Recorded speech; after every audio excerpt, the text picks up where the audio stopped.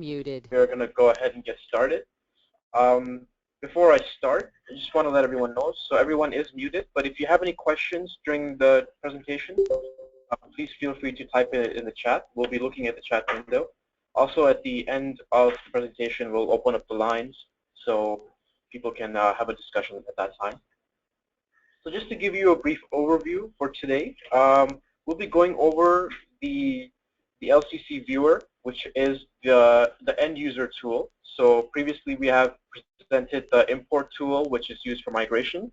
The LCC viewer tool will be used to actually access the data itself. So we'll be doing a demo of that. We'll also be briefly discussing our validation plan and some dates, upcoming dates that we have in the plan. Before I go into the viewer itself, I want to refer back to the installation guide for just a review of how to install the LCC viewer. So we will be sending out an email with links to this, but the LCC viewer can be found on SharePoint. It is in a public directory, so you wouldn't need a password to access it. Under EMR Videos and Training Resources, when you click on that, the first section you see is the LCC viewer section, and it has 3 folders. One for manuals. This folder contains the user guide, the installation guide. It will also contain the validation document, which will be available on Monday. The products folder contains the 2 import files, also the LCC viewer zip file. When you download this, I will show you what you will see based on the installation guide.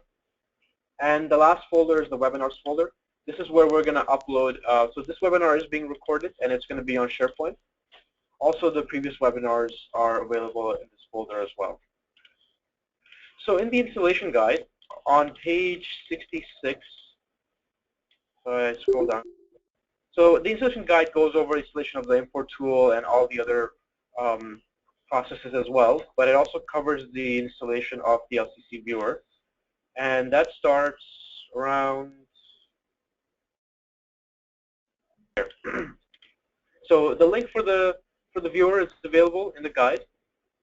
And when you unzip this file, you will have 2 files in here. So you'll have the setup.exe file, and you'll have the legacy client chart MSI file. The setup.exe file is what you'll run to install the viewer. However, before you run the installation for the viewer, you want to make sure that you put your configuration file in the same folder as the setup.exe. And we had some people try this, and one issue, and I'll ask Bruno to clarify if I'm not saying it right, but one issue we had was people were trying to install it using a network shared folder. So they were trying to access it from a shared folder on the network. What we found is you have to have the file set up on the local computer itself. So you have to have it locally for it to pick the file properly. Is that correct, Bruno?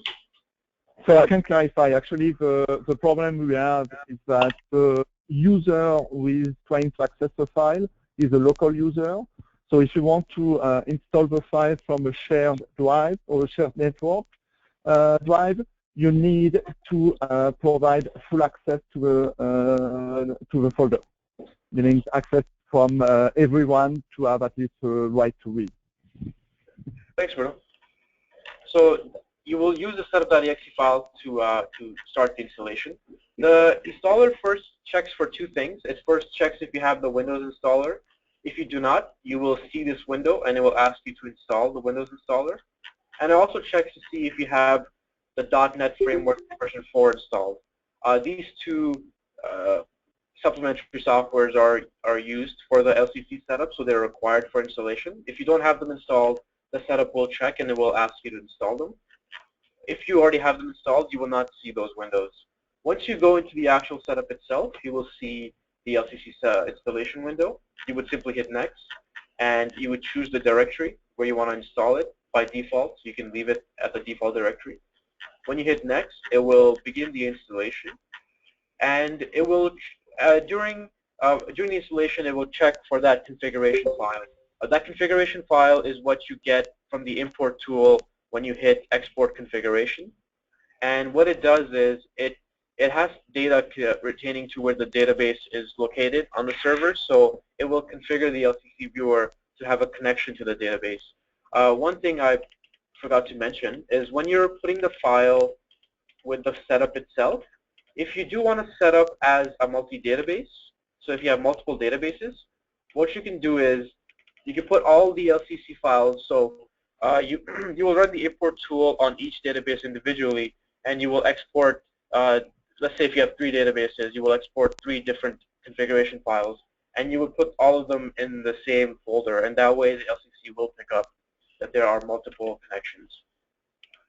Now, the user guide is also available on SharePoint. This is the user guide for the LCC viewer, and it goes over the viewer itself, its different components.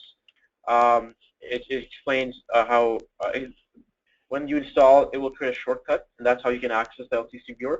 I'm not going to go through the guide. This will be available on SharePoint if in case you need to refer back to it. But I'll be going over all its content in a live demo, so I won't be going over the guide itself.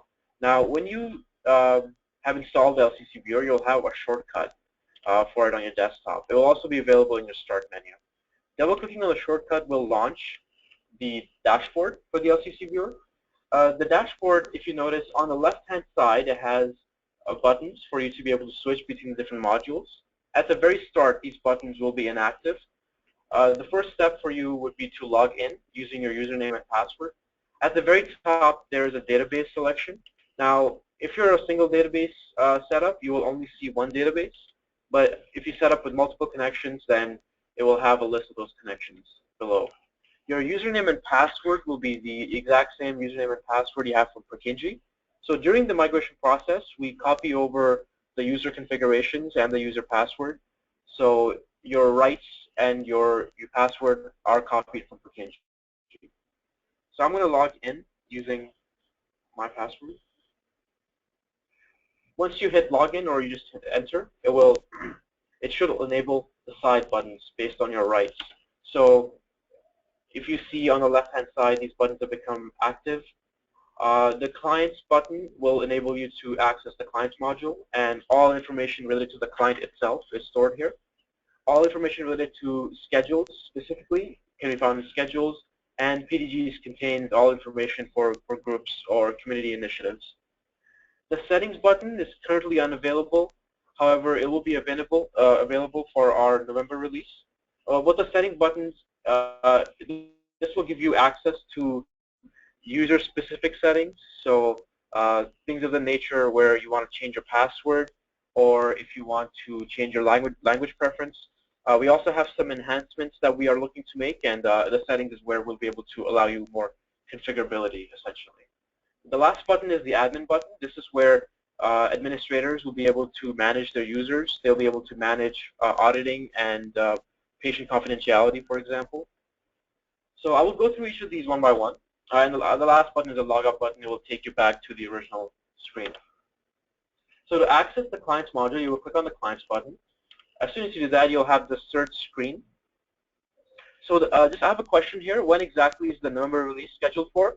So the November release is scheduled for November 15th. And I will discuss the timing of validation and our releases at the end of my presentation. So when you, no problem. So when you hit the search, when you hit the clients button, the search pops up. Now the search, you can use in the client search their chart number, their first name, their last name, or a combination of first and last name. We've already done this presentation on Wednesday and Thursday. We had some feedback from users, and I will discuss that with you as well. One of them is the ability to search for, to have a more advanced search, and that's certainly in our plan. So what the advanced search will allow you to give more specific client identifiers, such as health card number, date of birth, things of that nature. I had another question here. Very quickly, I want to address it. Will we have the version that allows us to print and scan the scanned doc errors? So I'm not, well, this version itself allows document printing and some CVB printing, but I'm not 100% clear on the doc errors. That might be. If you're referring to the data migration tool, that's a different version and it's a different topic. but we can discuss at another time. Yeah, the import tool does pick up if there were any errors, and in that case, you might have to print the document from the original EMR if it's available there. However, the printing in the LCC viewer is related specifically to printing client data at the moment, and we'll be adding some additional printing functionality as well, and I'll discuss that when I get to the topic. So in the client search, I can hit a chart number. So for example, chart number 1 or chart number, if I hit it 10, we'll look up those charts specifically. I can also search based on a name. So if I type in Adam, it will search for all clients that have either a first or a last name that matches Adam. Now it does do a partial match. So sorry, when you enter a name, it will look for a partial match. But when you enter a chart number, it will look for an exact match with a chart number. If you want to search by both first and last name, you can use the comma to separate the two names. And so, for example, if I hit in Julie, it will only return that one client that has both the first and last name match. So the text is on a partial search, which means you can just type in A, comma, J, and it will give you any names that match that A, comma, J criteria. You can hit search, by the way. I've been hitting enter, so you can hit search or enter. Either will work. Now, I'm going to search for a chart here, chart number 12. And when I hit enter, you'll notice that the list is empty and it says no records. However, this checkbox at the top just changed its color and became a little orange pinkish color. And what that indicates is, so checkboxes, and you will see this across the LCC viewer, is that checkboxes sometimes change their color, and when they do that, that's to indicate that there is an inactive record that is not being shown because of the condition on the list. So in this case, if you click on include inactive clients, it will show you inactive records. So this is to give a quick visual indicator of where inactive records are present, but are just not in the list because of the conditions that are on the list. So I'm going to jump into my test client that I'll be using. So it's chart number 10. And you're able to open up multiple charts in the LCC, so I'm also going to open up chart number 9 in this case. And I'll use this as a reference later on, but for now, I'll just be looking at chart number 10. And I'm going to maximize my screen. So actually, I didn't mention specifically. To open up a chart, you simply double-click on the client's name, and double-clicking will open up this chart window. Well, you can maximize the chart windows to have a full view of it on your screen. The very first screen you see is the demographics for the client, and this one page should contain all demographic-related data for the client. Currently, social demographics is not available, but we will have it available in the later releases. On the left-hand side, you have a menu. So at the very top, I have the demographics section open. You also have access to appointments, to CPP, to encounters and documents, and to results. The question I'm having is this relevant to NOD users? In the sense that when you're using NOD and you need to refer back to your legacy data, in that case, it is. But this is more related to Purkinje because it is a tool that is meant to replace Purkinje as your retention solution. So essentially what this is, we copy over the Purkinje data and we show it in a read-only format. And actually, we also will be copying over health screen data as well. So as you're going through the viewer, you might notice extra fields that you don't recognize in Purkinje, and those fields are health screen fields. However, we have divided up the views in a manner so that it suits both health screen and Purkinje, and that way you can more easily differentiate which sections are relevant to you. But essentially, you should be able to see in the LCC viewer all the information you can see in Purkinje related to a client or a PDG or a schedule. I hope that answers your question. So on the left-hand side, we have the menu. So when you're in a specific section, so let's say demographics, this menu below will change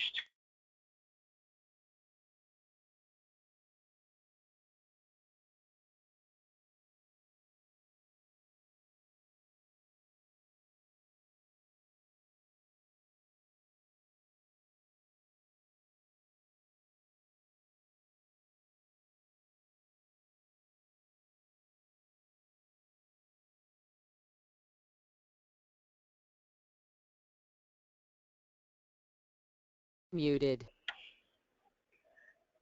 So when you're doing validation, for example, you'll be comparing this window to your Purkinje registration. It's the same type of information should be found in both. Moving on to appointments. When you click on the appointments button, you will see a list of the client's appointments.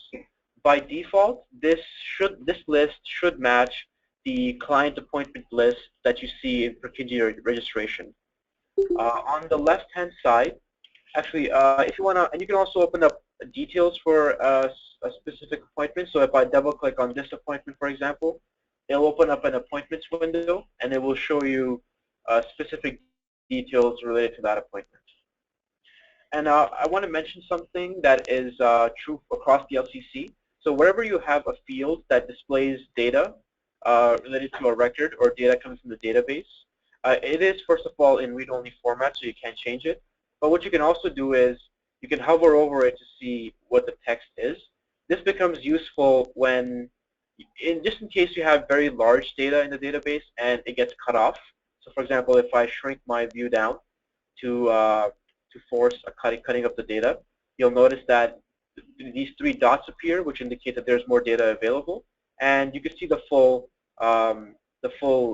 content of that label by hovering over it, just in case data gets cut off at some points. So in the appointments, you have the appointment details. You also should have a list of your linked appointments and any recurring appointments. This last tab is for health screen only, so it won't be populated in for Purkinje users. So that's the appointment screen. On the left-hand side, I have some filter options for appointments. So what you can do is you can type in, let's say, a schedule. So if I type in, actually before I do that, I'm just going to expand my list, and I will discuss these buttons shortly. So I'm going to type in George, for example. And what that does is it filters the list to only show appointments from that schedule. I can do the same thing for type, and if I type in regular, it will filter the list to only show appointments that are of type regular visit. And the same is true for the date range. Now, if you notice, the date range is very large, and that's just so that we just want to make sure we're not excluding any possible date that an appointment might have. Just having looked through Purkinje data in the past, I know sometimes I've seen appointments which were in the year 3000 or 4000. Now, most likely those were errors, but just in case, we want to make sure you can see the full list. Now, if you want to change these dates, you could click on this calendar button. However, since these are very large dates, you can also type something in. So let's say if I type in 2006, I can very quickly change to just 2006. I have a question here. If you don't remember your Purkinje password. So if you don't remember your Purkinje password, there is an option in the LCC for the administrator to change your password. However, you would need to log into Purkinje to be able to validate. And the only person, the person who has administrative access to Purkinje should be able to do that for you. Unfortunately, we do not have access to your Purkinje password directly. We only process it in the back end as an encrypted password to be able to migrate it over to the LCC.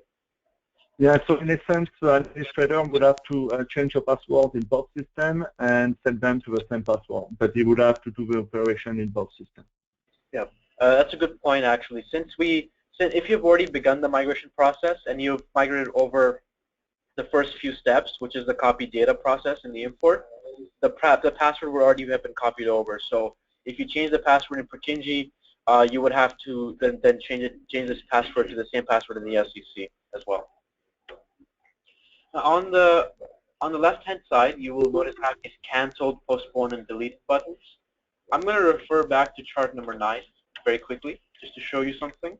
So in chart number 9, you'll notice that 2 of these buttons, cancel and postponed, are not colored, or they still retain their original color. And the reason for this is because when I click on these, there's no additional information available. However, when I click on deleted, there is a deleted appointment. So these checkboxes will change color to indicate that there are records available, and you will see those records when you click on those checkboxes. By default in Purkinje, I do not believe that you can see canceled, postponed, or deleted appointments, which is why by default, we don't have them selected, and they only become available once you click on them. So hitting the reset button at the bottom will take you back to the original configuration. So that's the appointments module. Moving on to CPP. So the CPP should be a copy of what you see in your Purkinje summary. So when you open up a client's chart in Dossier, and on the left-hand side, you click on Summary, and under Summary, you have different sections such as medications, allergies, immunizations. These same sections you should be able to find in the LCC viewer. On the very first screen, you see a summary of all the different modules, and it will contain a short list of, by short I mean the view is shortened, so it's not a very large view of the list, so you might have to scroll in cases. But the summary contains a list of all the different modules. You can switch between modules by either clicking on them from the left-hand side. So I clicked on medications, and it switched me to the medication section. And the same is true for the remaining sections. You can also switch between modules from the top by clicking on the respective tabs. And the very last way you can switch modules is from the summary itself. So if I double-click on a record, what it does is it switches the screen to that module, and it will select that record by default, and it will show me the details of that record. You can, so when you single-click on a record, it will change the details. If you click outside of this list, it will reset the details to show nothing. If you double-click on a document, it will open up the document window. So this is not a good example. I will go to a different section. So let's say if I double-click on a document. So double-clicking, so I switched to the medication section. And one thing I want to point out, you will notice that there's a lot of fields here below in the medication section. And most of these fields are for health screen. So you will not see them populated for Purkinje data. However, the list you see at the top should be the list that you see in Purkinje. So it should match quite exactly the information you have in Purkinje with respect to description, start and end date, recorded date, and author date. The last two columns are status columns. The status will explain all statuses related to that record, and the context column explains shows where that information was. So was it in the plan context, or was it in the past medical history context? At the top of my list, and I have another question here. Any fields that are health screen fields, could you label them, or other sections? Yeah, so that's a good point, and actually that's one of the enhancements we're looking into. It's not available at the moment, unfortunately, but we do want to be able to either hide or sort of change or put some kind of identifier on a field to indicate whether it's a health screen field or a Purkinje field. That is something we're looking into. For the time being, I understand there can be some confusion, but the best way to avoid it is to use your Purkinje system as the reference point. So any information related to a client record in their CPP or their client itself, or a schedule or a PDG, if you see it in Purkinje, you should be able to see it in LCC for the most part. There are a couple of things that some feedback we got, and one of them, for example, is some centers are still using their recall lists in their scheduler, and that is not currently available in the LCC, but we have made note of that, and we will be putting it in. So part of the first part of our validation is just to get feedback on the general usability of the application, and I'll discuss that at the end. But comments such as this are helpful, and we will be looking into some kind of differentiation between HealthScreen and Purkinje. So at the very top of every single CPP module, so you'll have these historical and archive filters. Now, if I go back to my chart number 9 very quickly, and you'll see that again they haven't changed their color, and that's because this chart does not have historical or archive.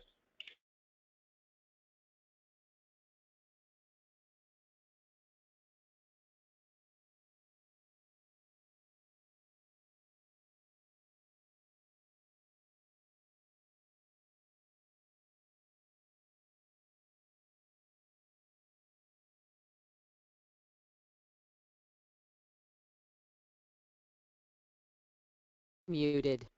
However, I just got a message. It says my audio was restored. I hope I didn't get cut off. Bruno, you know if I got cut off while I was discussing the filters? No, I didn't notice any disconnection. Okay. Okay, you've been here. Okay, GoToPing just sent me a message saying that my audio was restored. So, okay. So the what historical records are when you input Kijiji, you can see a more detailed list of your CPP list. So when you click on the detail list, it actually shows you the historical versions of records. So when you update a current record, Kijiji takes that record, puts it into historical, and puts a new current record in its place. That's what these historical records are. They're previous versions of more current records. Whereas archives is a little different. What archive records are, if in your Purkinje on the CPP, there you have checkboxes beside the records. If you deselect the checkbox, Purkinje removes that item from the list. So the archived are records which have been deselected from the CPP. And so that's the difference between historical and archived. In some sections, such as problems, you actually have more than two. So in problems can be both, they can be historical, they can be archived, or they can be inactive, which is why you have an extra checkbox here. But for the most part, historical and archived are the main ones. Now, just a couple more items at the top menu. So at the very top, you also have a text box. What this text box does is it will filter the list you see based on the primary column. So when I say primary column, I mean it doesn't filter based off of any column, but only the one that contains the details of the record. So for medication, that's going to be your description. For allergies, it will be allergen. For immunizations, it will be immunization. When you type in this checkbox, let's say if I type in child, it will filter my list to only show me records which belong to the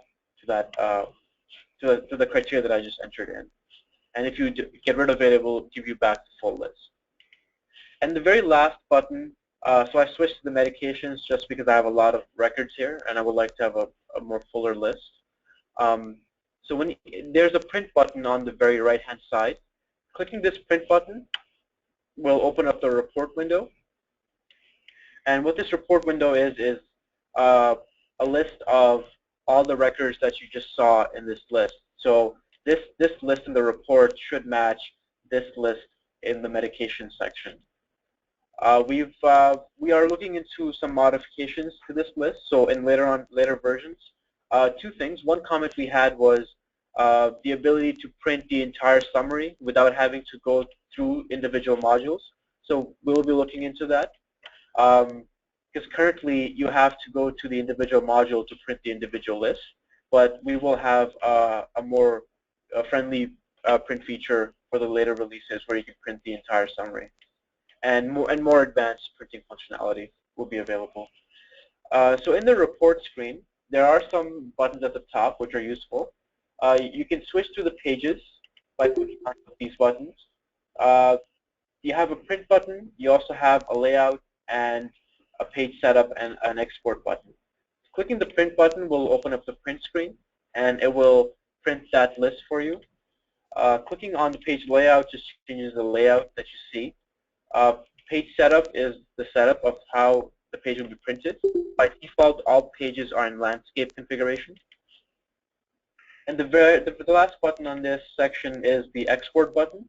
And this will allow you to export this information to Excel, PDF, or Word. One thing I want to point out, so I'm just going to close this window, is the auditing for printing. So when you're navigating through the different sections, the auditing is enabled, so it is going to be recording the audit log. For the auditing for printing is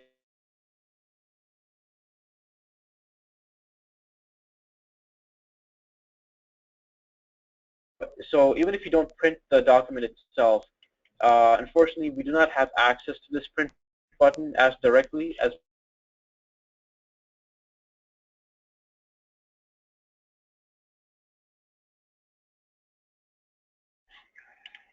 so you can print any CPP list And again, for the moment, the printing is limited to CPP items, but we will be looking at feedback from sensors to see what kind of other printing functionality is going to be useful.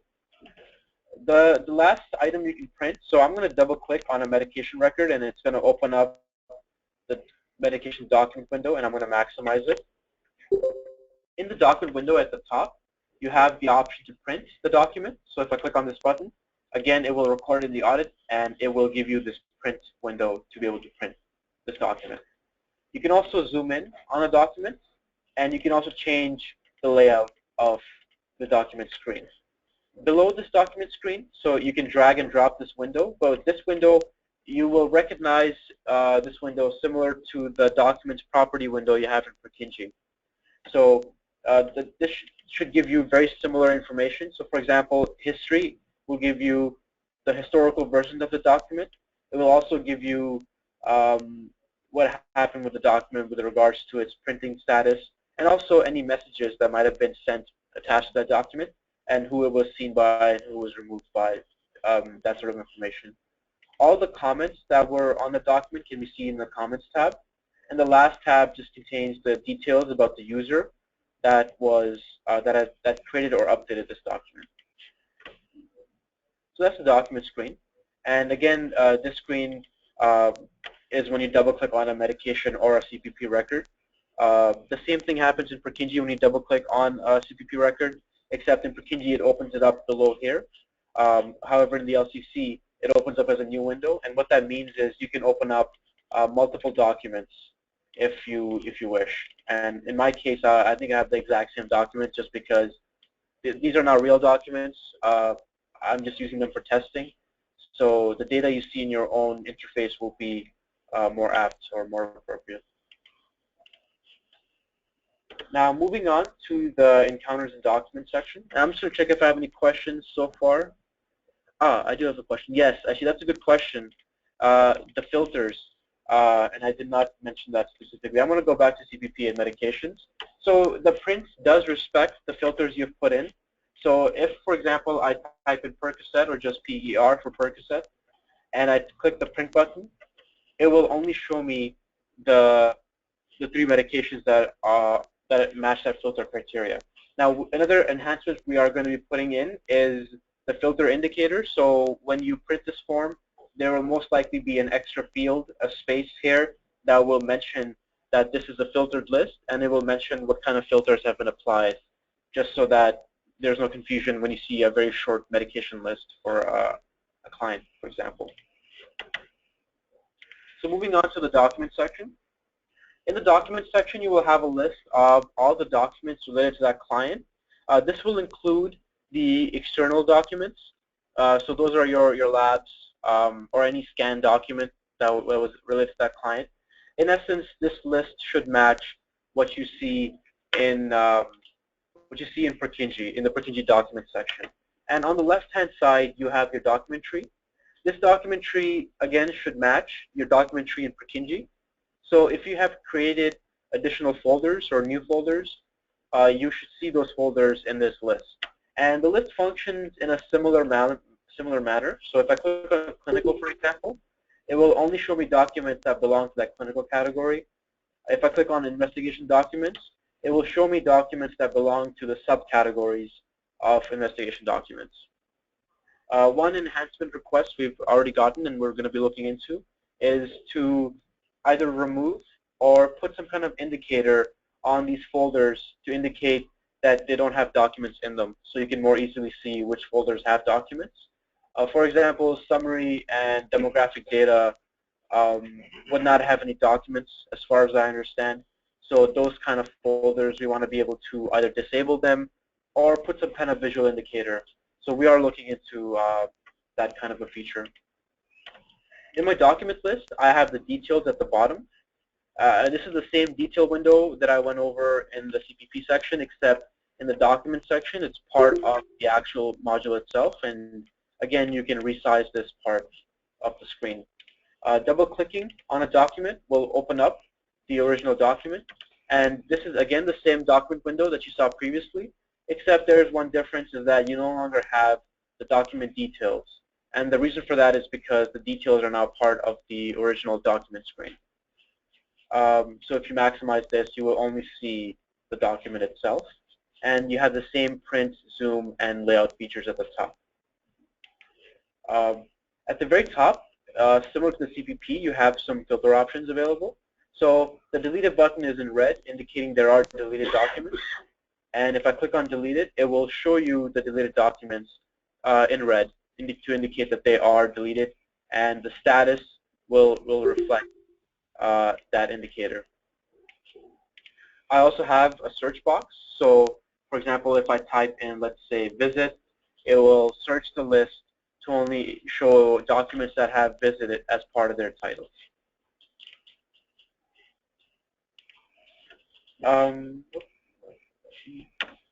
So if I now double click on, actually, so that's pretty much it for the document section. The next section that I want to discuss is the results section. And just before I go into results, I want to point out that the groups that you see below, this is disabled at the moment. So we are planning on having user-specific PDGs listed in this section, but it's not currently available. I have a question here. Can we exclude deleted docs in batch printing? Yes, so batch printing is not currently available, but when we do implement it, and it should be available for the November release, you will be able to select or deselect what you want printed in the batch printing documents. And that is a feature we will include in there. So, so the groups button is disabled because it's not available at the moment, but I will also want to use this as an example for something else. These buttons on the side, they will only be enabled for you if you have the right to that section. And again, those rights are copied over from Purkinje. So if I do not have rights to the CPP, for example, that CPP button will show up as the group button does right now. It will not be accessible. So in the results, you will see the results with that patient. Now, this is the entire results list that we've found in Purkinje, and by default, we're only showing results related to HL7, related to physical examinations, or any manual results that were entered for the client. Purkinje also records results for social demographics, for habits and respiratory results, and some other ones. So to be able to view them, you can simply check those checkboxes. So for example, if I only select social demographics, and I deselect the rest of them, I will only see the social demographic lab results, and these are your social demographic identifiers for that patient. Now, there is a difference in the LCC view of these results and how you see them in Purkinje. As far as the lab results are concerned, in Purkinje you see them as flow sheets, and we are looking into making some changes here so that it shows into a more similar format as a flow sheet. However, for the time being, it is in a list format. I have another question here I want to quickly address. So having the word chart before CPP on the left side menu seems confusing. Okay. When our providers click chart, they're referring to either all modules or the encounter section. That's actually a good point, and I will make note of that.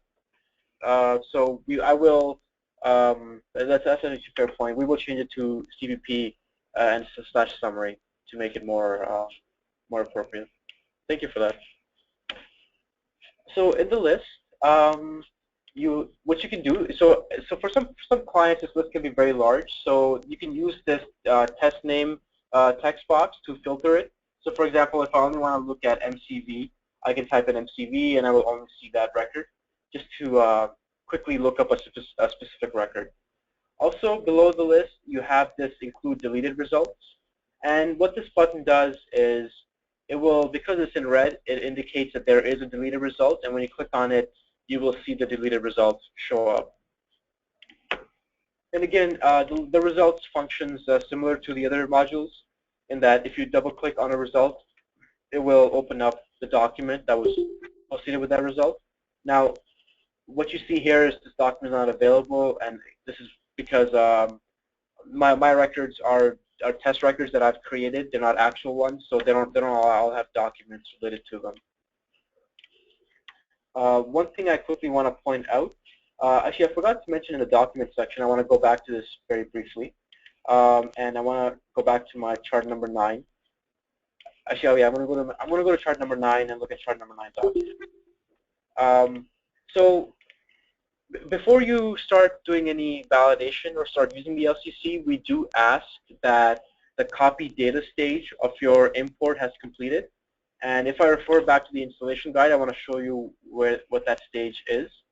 So this is the screen you will see in the import tool. Now, only the people doing the import will be familiar with this, but I just want to quickly point out that this copy data stage, you want to wait until this has completed before you start using the LCC.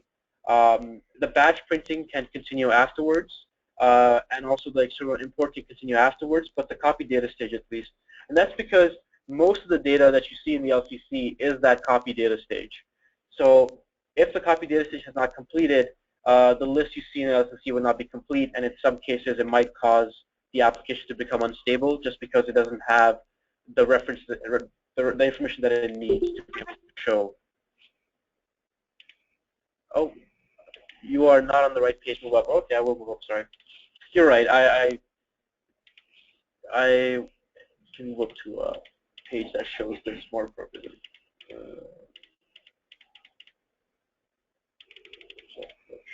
Oh, right here. Okay, so this is the copy data stage. And once you've finished the copy data stage and you're in batch printing, that's when you can start using the LCC. Just to go back to my chart number 9, what I want to show you here is that if I open up this document right here, so this document is an example document of what you might see when you are looking in the LCC. So if your batch printing and your external import has not completed, you'll be able to see everything except when you double click on the document, you might see a window that indicates that it has not been migrated yet. And what that means is that the migration is still ongoing.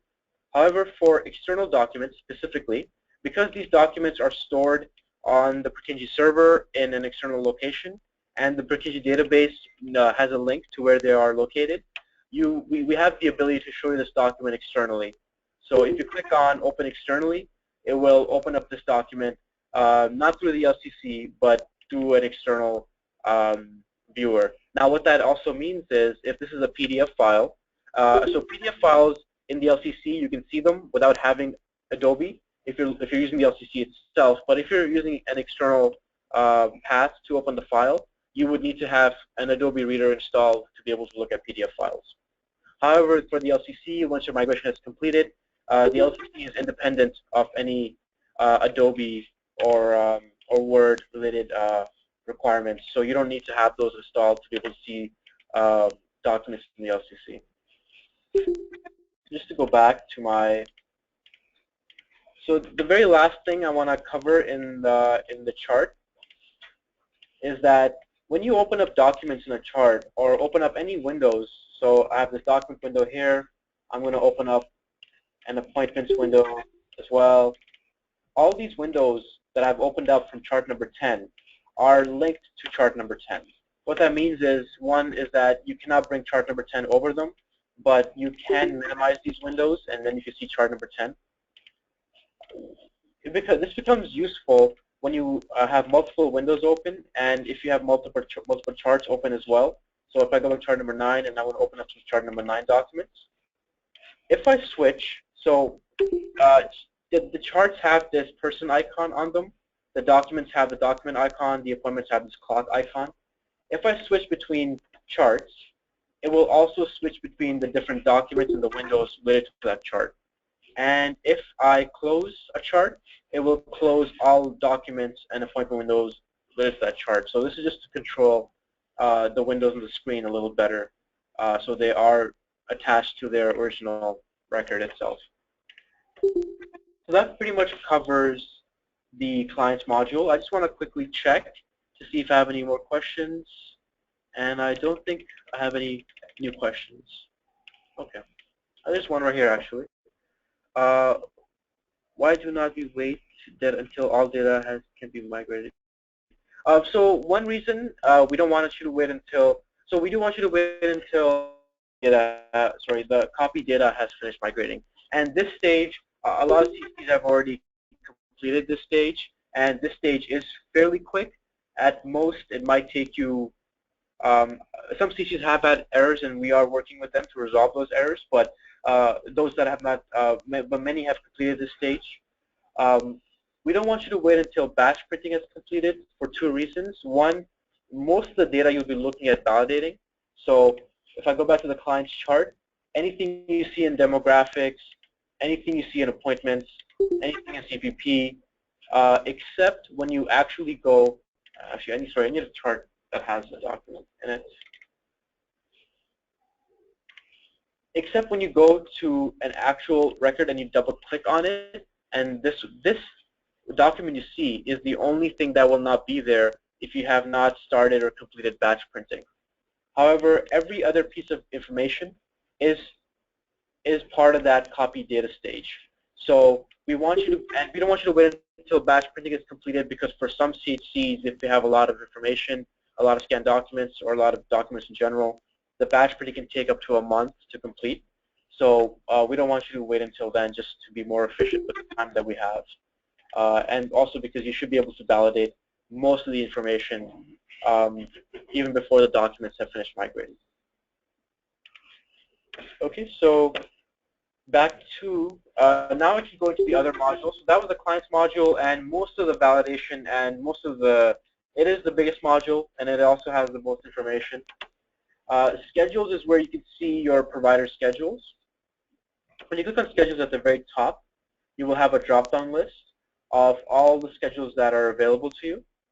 You also have the ability to select inactive schedules.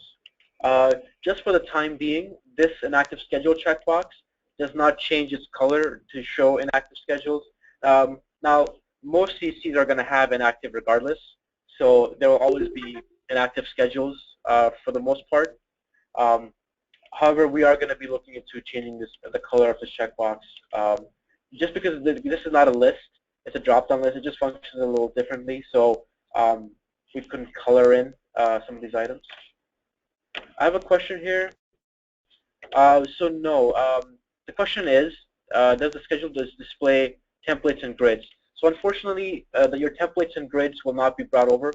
That information is not so easily available in the database, and it's not really. Actually, Bruno, do you mind just going into that a little more? You might be able to explain it better than I would be able to. Yeah, it is a more configuration aspect, even if it does indicate some information at times. It is a more of a configuration item. And also, as Omer indicated, the way it is stored in the database in Tokenji is not as easy to accommodate the viewer. Yeah. And unfortunately, that's one of those things that that we would not be able to do quite easily. And it would take a long time to look into it. So moving into the schedules, at the very top, you have a drop-down list of all the schedules available. The date field is, sorry, some of the question, will that impact the record integrity? It should not impact the integrity of the records we are migrating over. For example, all the appointments should come across. The appointment records in Purkinje itself are not linked to those configurations. Those configurations are more specific to just the setup and the template that you have set up. But the goal for the LCC is to bring over legacy data related to that client and resource. I do understand that in some cases those templates people might be referring to just for block time and things of that nature. We can look at things, bringing that over in some shape or form at a later time. But just because of our timelines, we can make note of that. But for the time being, I don't see it having an impact. But if you do notice something, that is part of the feedback we'll be asking from you. And at the very end, I will just briefly discuss how you can provide us feedback and on the LCC based on your validation. So the date field is where you can select a date for what you will see. Now, when you're, and then you have a data view, a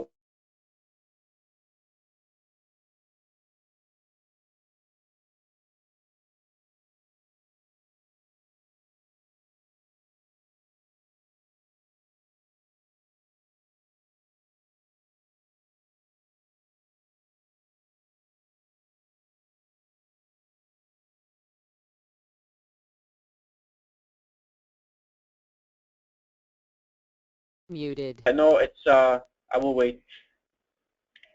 Let me know when you can see Bruno. And now it's back. Now it's back. Okay, awesome. Sorry about that. Just having some technical difficulties today with GoTo training. So when you're in the so I've changed the date to January 13, 2006. I'm actually go to January 11. So when you're in a week view, it will show you the entire week.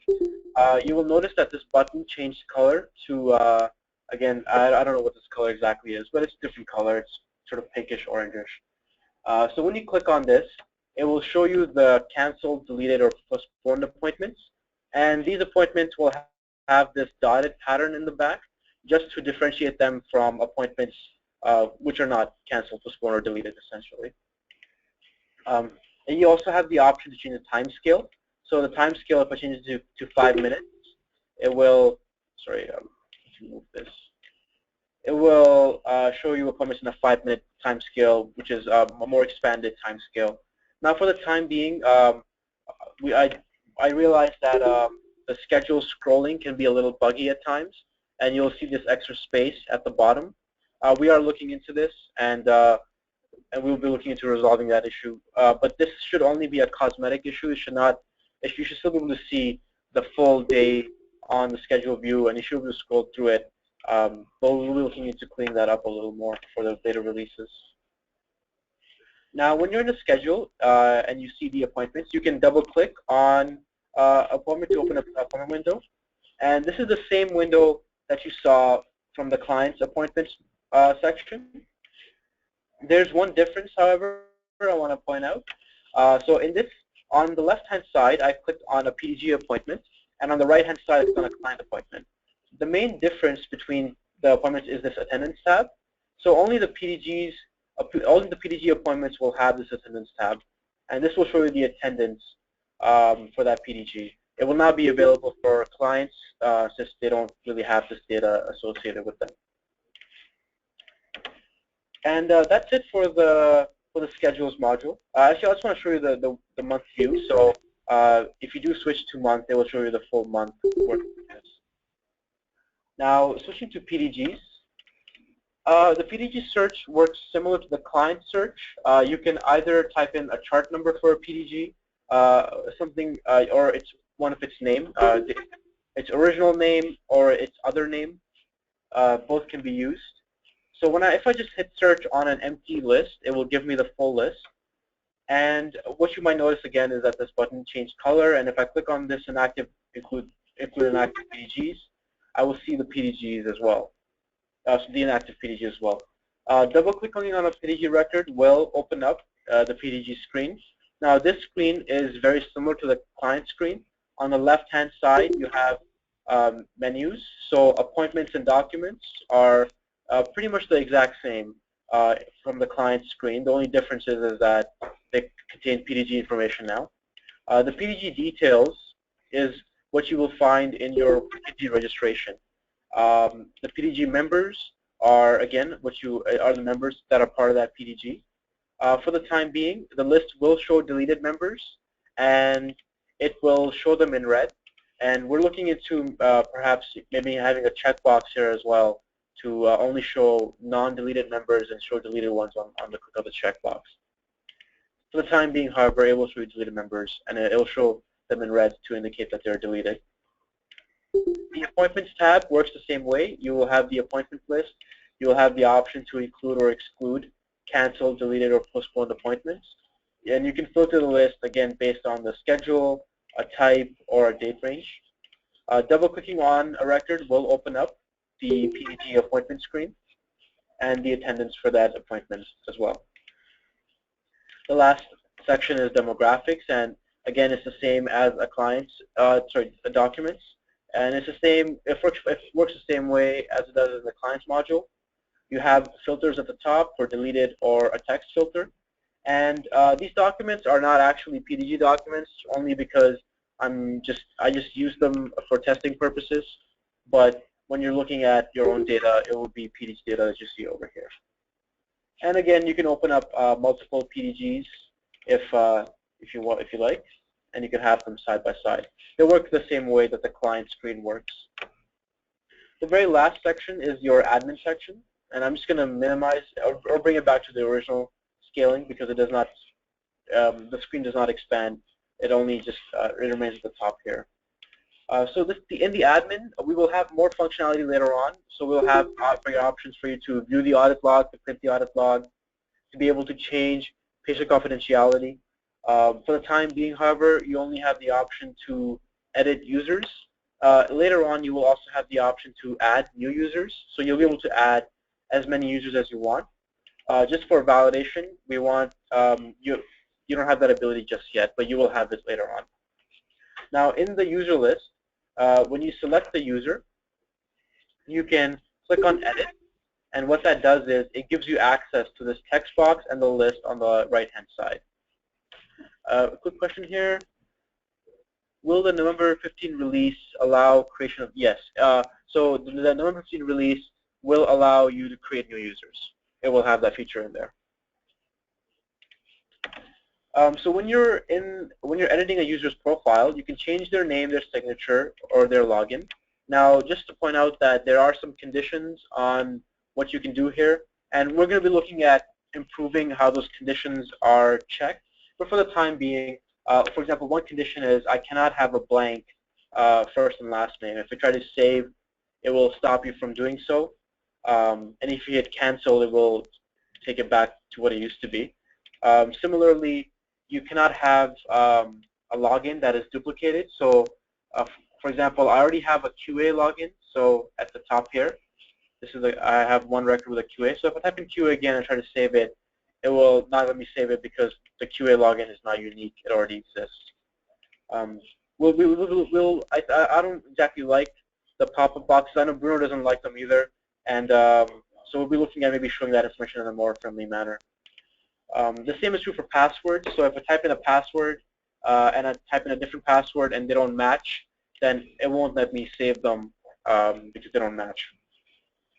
Changing the user rights can be done on the right-hand side, and you can simply select or deselect what rights you want to give this user. So, for example, if I get rid of view user rights, and if I get rid of view appointment and view group rights, and I save this user, and actually I don't know the password here, so I'm just going to give this a password as well.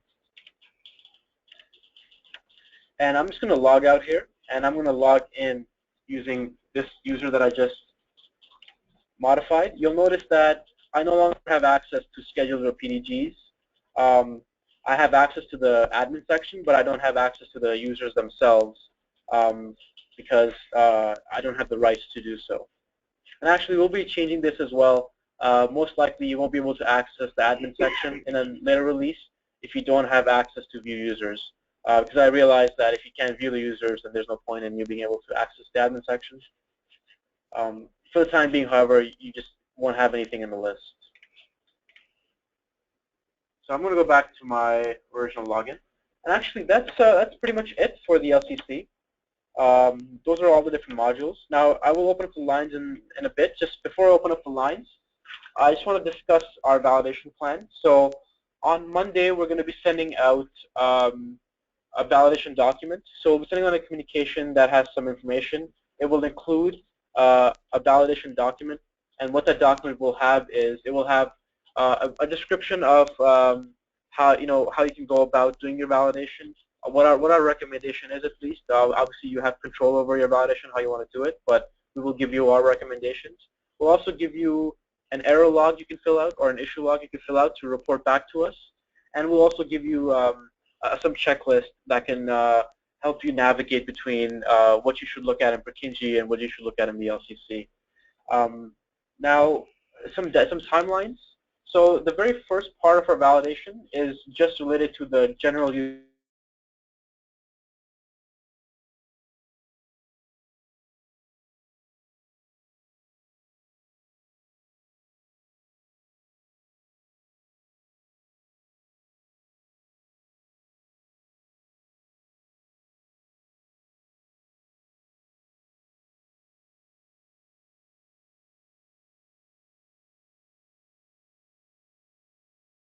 Muted. Features of that nature. So just think of it as what you need to do. So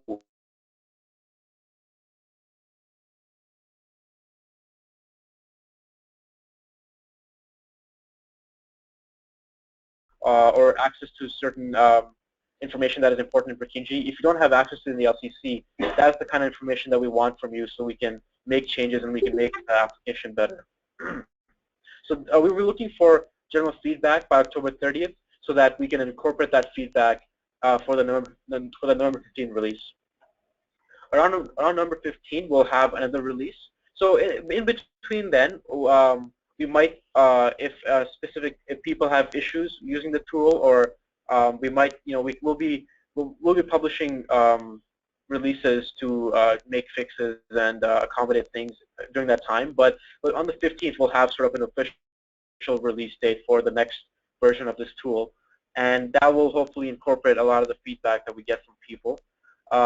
Now, the other deadline we're asking for is on the data itself. So by November 30th, we would like to have feedback on the data itself. If the data looks fine, if there's any discrepancies in the data, so that we can address them before we need to be able to freeze Purkinje and stop using Purkinje. So November 30th is the second validation deadline. However, you can continue your validation into December, starting from next week up until December. The timeline is open for you, and you can validate it at any time during that period. So there's flexibility. One thing I want to point out is that we are going to everyone who's participating in the LCC is going to be validating at the exact same time. So because of that, we will have a lot of feedback from people. Even if one center does this little bit of validation, if you times that by 50 or however many centers we have, we will have a very good data set. So I want to put a little bit of onus on centers that have completed their document migration. If you have completed your document migration, and this information will be discussed in the validation document as well, we would like you to pay more attention to looking at your documents for two reasons. One, because other CHCs would not be able to if they have not done their document migration, and also because the document migration is important in the sense that if you're missing data in the LCC, let's say a field doesn't come over and it's missing, and it's a database field, we can bring that over at any time. We don't need to have Purkinje active to be able to bring over database fields. However, Purkinje has to be active for us to be able to bring over documents, because documents are printed using the Purkinje's print functionality itself. So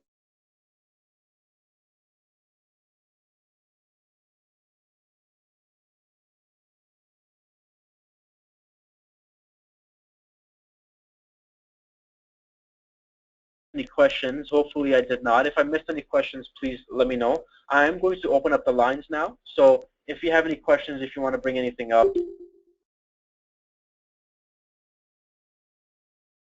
everyone should be unmuted now.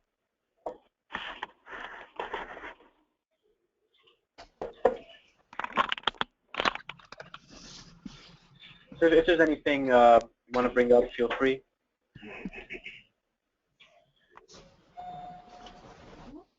I think everyone's good. So if you have any questions that come up,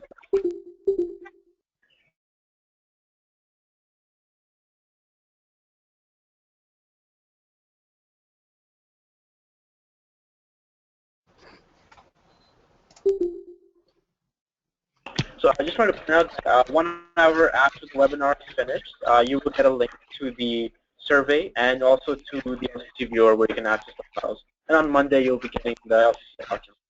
Now, I want to thank everyone for joining. This recording will be on SharePoint for you to look at later.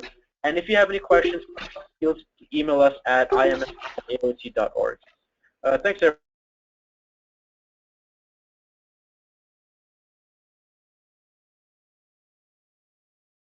Good day, and I look forward to hearing from you later on.